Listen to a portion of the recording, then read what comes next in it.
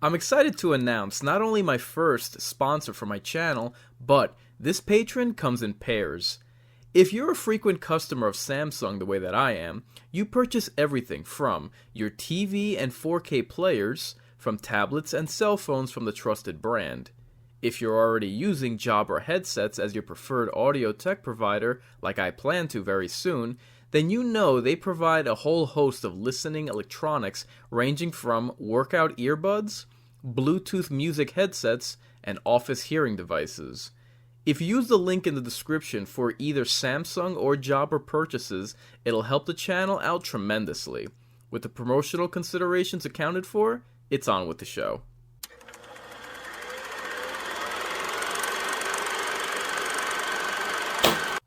Wow, the Dark Castle Entertainment logo. There's a late 90s throwback that brings me back to simpler days.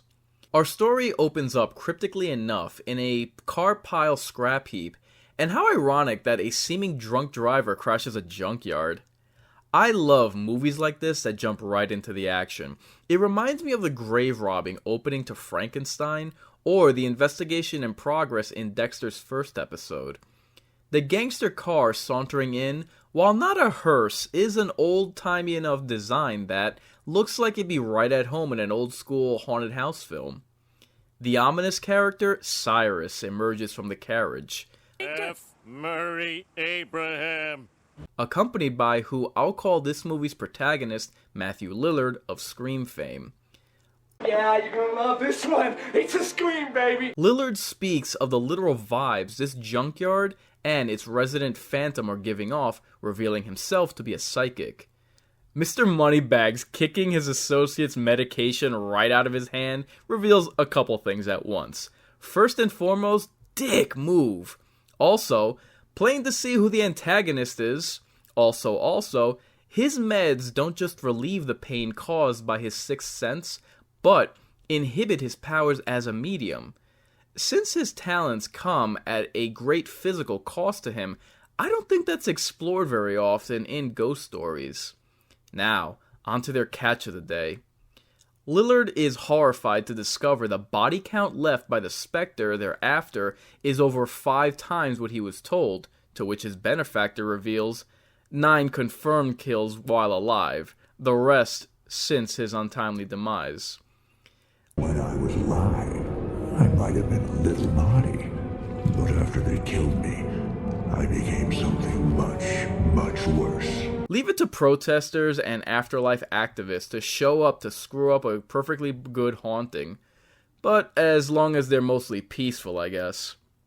They tell Cyrus that his plan is doomed to fail without the right spell and... the 13th ghost. 13th ghost? He said it! He said it! When they set the bait for their trap in the form of a truck full of blood, it's an early sign that you're in for a ride on this one. They play the occult lyrics of Cardi B over the loudspeaker to summon the otherworldly and chilling effect. And then, it all hits the fan. Car piles tip over, people have their cherries popped in an impromptu blind date, a car hood splits someone in half, John Saxton gets impaled by the bones of Freddy Krueger, and then we get our look at the muscle-bound menace. Don't you know who I am? I'm the Juggernaut, bitch! One poor soul gets trapped in the trap, along with the brute for some quality time. One of the activists takes a hit, and worst of all, Lillard finds out he won't be getting paid on this one. The movie shifts gears to a family tragedy which, truth be told, I don't really care about, and in all honesty, you don't either. Husband loses wife in a house fire, and yes, while that is very sad, what does it say about the family dynamic when I care more about the stunt casting of a rapper playing the role of sassy black nanny than I do for the household she's hired by? Though, I'll admit, this scene is good for some gut-busting levity. Dad, will you tell Kathy that keeping a record of deaths is healthy? Because she's being a real slut about it. Bobby, don't call your sister a slut. Thank you, Maggie.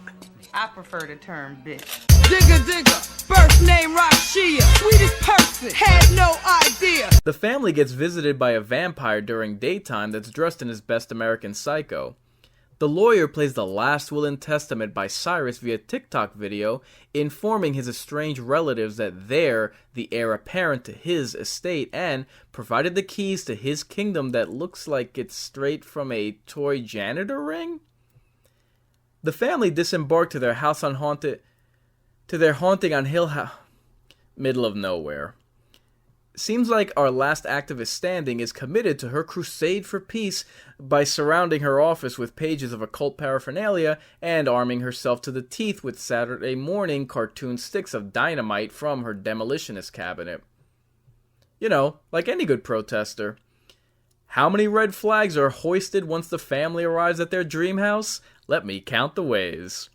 The exterior is lined with puzzle pieces and glass walls with Latin scripture on them, raising nary a single eyebrow. Not even when they insert their house key to a door lined with cryptic symbols that proceeds to suction said item into the frame, meaning that this entry device would technically be left on the outside of the house for anyone savvy enough to retrieve it. Does anyone show any alarm? Finally, the sight of walls reconfiguring concerns seemingly no one. Alright, you get it. The movie has to happen despite all the warning signs.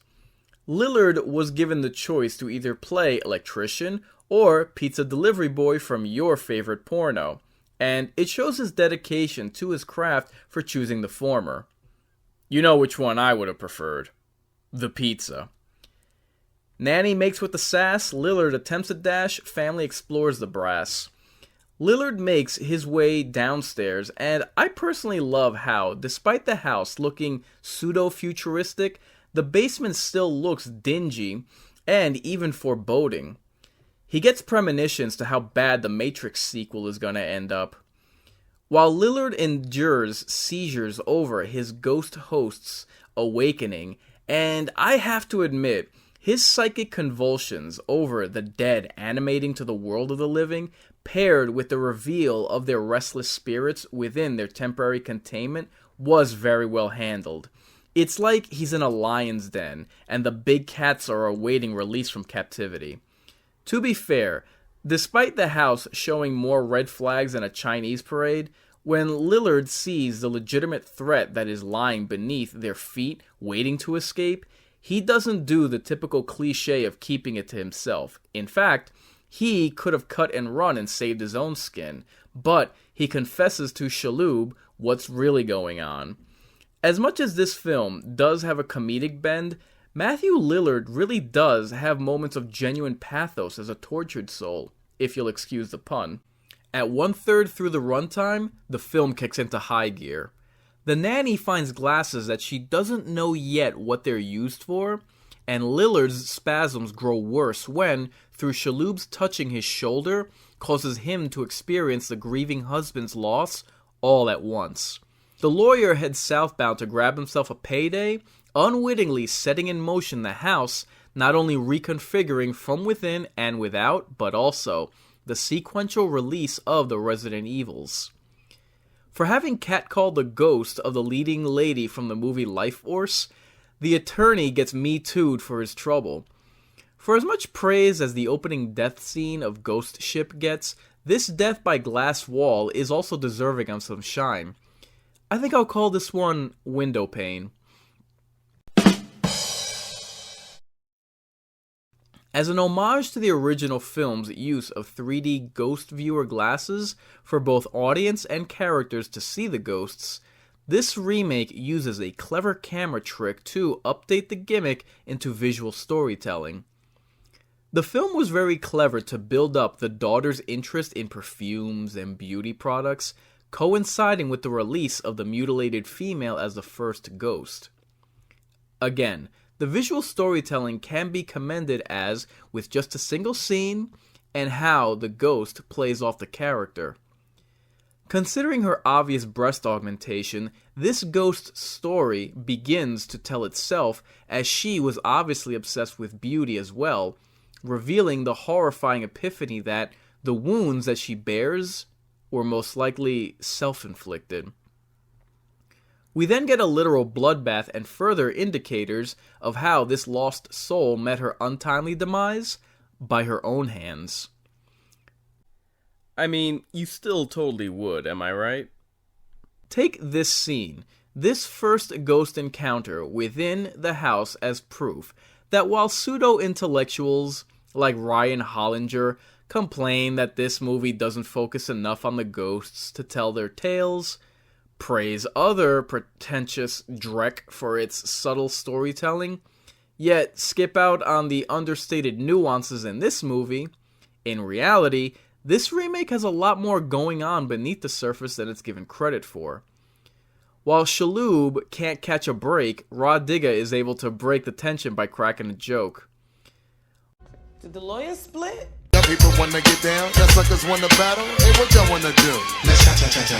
Why Matthew Lillard is dressed like a Vegas game show host, I can only explain as his plans to head to the Strip once he got Cyrus's money, which, now that I'm talking, would be the best place for a psychic to hit it big. But I digress. While searching the house for the missing son, Lillard reveals that the Latin-inscribed glass walls are actually spells used to contain the ghosts. It's almost like the house is a storybook and the spirits are trapped within its pages. You best start believing in ghost stories. You're in one. As if being chased by one ghost wasn't terrifying enough, this son sees the ghost of a severed head in front of him and his decapitated torso crawling towards him, ensuring he'll be hitting Hunter Biden levels of coke in order to cope for years to come. Applying the glasses, the boy comes face to face with two relatives. One, he discovers that the sympathetic voice warning him from entering the basement to indeed be his deceased mother.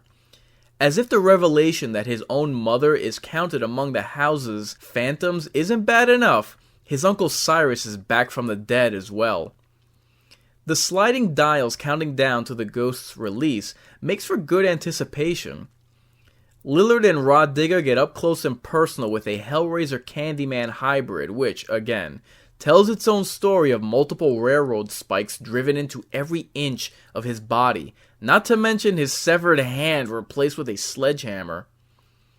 Just when Lillard flips off this harbinger of death, the Grim Reaper flips him the bird with a premonition of his own imminent demise. After Shaloub finds the black box of his son's recorder, having chronicled the boy's terrified screams before abduction, Lillard remarks how deep the trouble they're in upon discovering that the Jackal, the wraith he refers to as the Charlie Manson ghost. is on the loose. And if the Jackal's out, screw the kid. We gotta get out of this basement. The film's decision to single out this spirit and put particular emphasis on the threat that he poses goes a long way to stand him out from the pack. While I would have preferred a bit more time for an intro like that to breathe, settle in viewers' minds, and build expectation, the reveal of this apparition is nothing short of striking and menacing. Run, bitch! Run!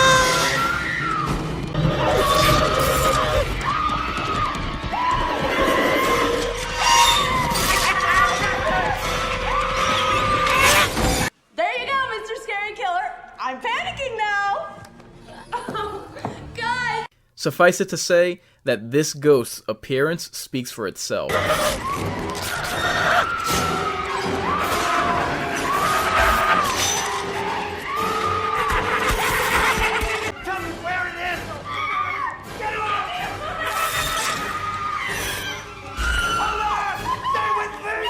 The activist appears to make a last-minute save, and once safe from the surreal serial killer, it's fairy tale time, as she brought a storybook to a ghost fight. She proceeds on an exposition dump over how Uncle Cyrus had spent his life's work raising the dead to build an engine that could peer into the future. Now, as much as an out-of-left-field reveal as this may appear as an excuse to get the ghosts under one roof, can you at least give the film credit for a megalomaniac such as Cyrus to want clairvoyant powers of premonition that even transcend those of Matthew Lillard's psychic abilities? Interesting callback, no? Bye Bye Miss American Pie disappears, and Lillard gets cornered both by the house and the reject from West Side Story, whose turn it is up at bat. After the batter strikes out, Lillard rolls his way to home base. When Lillard asks Shaloub a poignant question, how do you lose an entire family in a glass house? The monk makes the mistake of giving him the cold shoulder, unwittingly giving both his exposed back and bare ass to the jackal.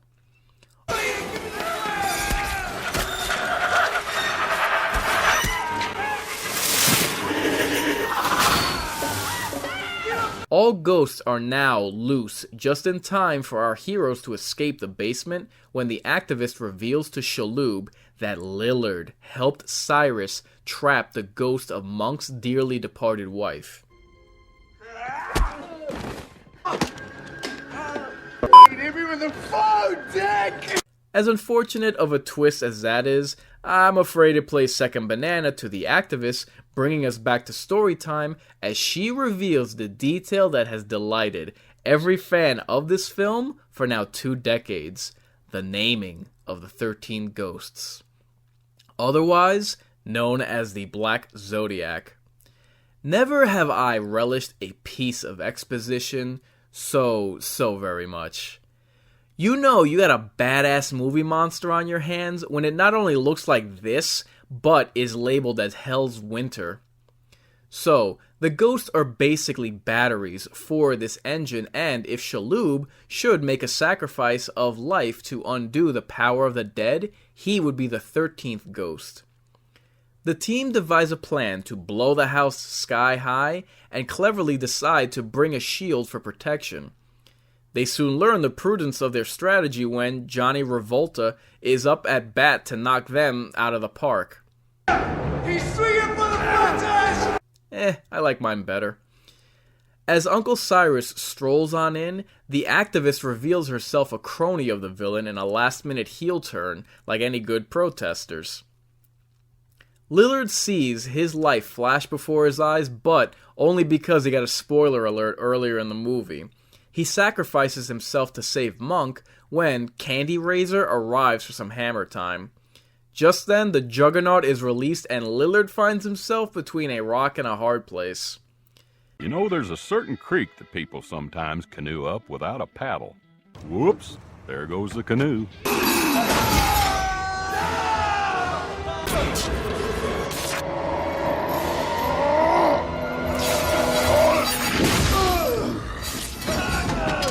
Geez, what was up with this movie and breaking people in half?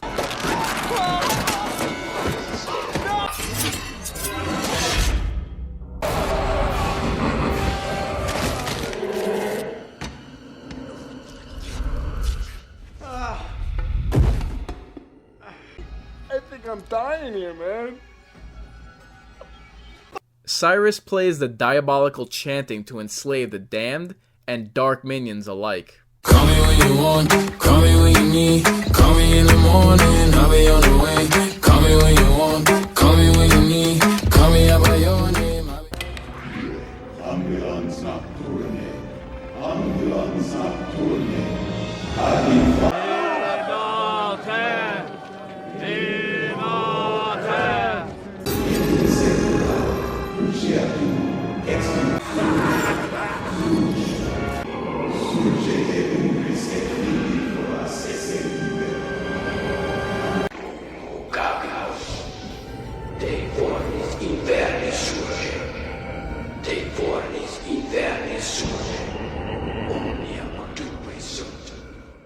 Once Cyrus has what he needs from the activist, he returns her schoolgirl crush with one specially made for her. With his kids trapped in a James Bond death trap, the house party's in full. When he spots what he thinks is the ghost of Uncle Cyrus, Shaloub opts to waste precious seconds doing a roll call of the ghosts instead of simply removing his glasses in the first place. In the ensuing scuffle, Monk goes down like a bitch, while Cyrus proceeds to smack him up with his pimp cane to comedic effect. Have you ever shown that kind of dedication? Have you? Have you? When all of a sudden, Rod Digger reveals her side hustle as a DJ and proceeds to drop her some fat beats to get this jump off turnt in what I have to believe was a rib on her as a rapper. Her remix has the added effect of interrupting the spell and breaking the hold over the ghosts long enough for them to formally make acquaintance with their host and treat him to a mosh pit, Jigsaw style. Lillard appears for a motivational speech in an endearing send-off for his character. Ironic that Monk makes a leap of faith considering his landing suspends belief, but that ain't half as convenient as the house exploding from within and without killing anyone without. Therefore, as the prison for the ghosts, now that the house, as the hero of the story, has been vanquished, the villains are now free to roam and rampage the world like they were doing at the start of the movie. As a horror film, isn't that what we're all craving as a finale? So Monk and friends are safe, Mommy Ghost bids farewell to go star in her own Netflix ghost show, and most importantly, Rod Digger lives to sassy nanny another day. I've had it. This was not in the job description. I quit! Finn. 13 Ghosts is the modern day John Carpenter's The Fog, a ghost story unappreciated in its time, but has earned a cult following over the years and subsequent decades. The gamble that they took here is impressive for any horror fan, considering you wouldn't traditionally expect makeup effects in a story with spirits. Think about that for a second. They made a creature feature out of a ghost story. The likes haven't been seen since the original Ghostbusters. They turned a haunted house into a funhouse freak show. Despite the sheer landfill of awful horror remakes that exist, the standouts and the gems are held to high standards, and rightfully so, with the tagline often affixed of, "This is everything a remake should be." In the modern genre, you can turn to Dawn of the Dead or It Chapter 1. In gaming, you can look at Doom 2016 or RE2 Remake. Folks, I'm saying it right now, 13 Ghosts belongs on that list.